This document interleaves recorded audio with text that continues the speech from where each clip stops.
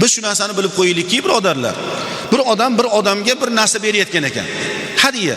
Mana shuni sizga hadiya qilyapman desa, nima bo'lsa olaversin, u hadiya.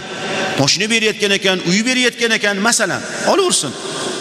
Lekin bilib qo'yaylik, siz o'zingiz biror bir odamga qochirma gap qilib turib, zo'r ekan falon narsa, bizda ham bo'lsa yaxshi bo'lardi deb turib, menga ham olib bering deyotgan aytayapsizmi? Shu narsani olishligingiz mumkin emas bu.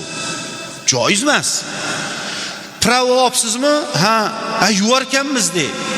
Mashina oldingizmi? Ha, bir yuvarkanmiz de. Shuni odamlarning orasida uyaltirib aytilyaptimi? Mumkin emas bu.